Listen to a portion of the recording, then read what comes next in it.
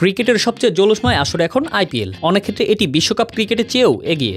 নিত্য নতুন প্রযুক্তি যোগ করার ক্ষেত্রেও পিছিয়ে নেই আইপিএল। এবার দেখা গেল আরও এক নতুন প্রযুক্তির। আইপিএলের চলমান আসরে কুকুরের মতো দেখতে একটি রোবোটিক ক্যামেরা প্রযুক্তি উন্মোচন করেছে আইপিএল কর্তৃপক্ষ। আপাতত একে বলা হচ্ছে রোবট ডগ, যদিও এর অফিসিয়াল নাম এখনও ঠিক করা হয়নি।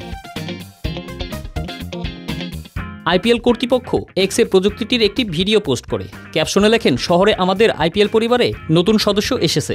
এটি হাঁটতে, দৌড়াতে এবং লাফ দিতে পারে, আপনার মনে হাসি আনতে পারে এবং এটি সম্পূর্ণ নতুন দৃষ্টিভঙ্গি যোগ করতে পারে।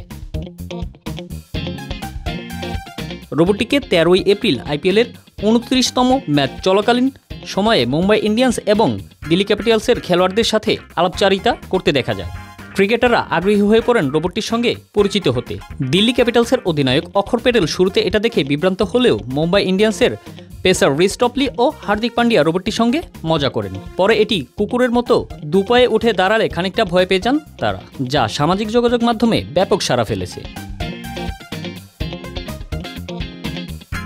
সম্প্রচারক ড্যানি মরিসন তার স্বাভাবিক মেজাজ এবং রসবোধের সঙ্গে রোবটটিকে পরিচয় করিয়ে দেন এবং এই প্রযুক্তির সংযোজনকে ঘিরে উত্তেজনা আরও বাড়িয়ে তোলেন। শুধু তাই নয়, মরিসন সমস্ত ভক্তদের এই নতুন মেশিনটির নাম রাখতেও বলেছেন। এমনকি রোবট কুকুরের সঙ্গে তাকে দৌড়াতেও দেখা যায়।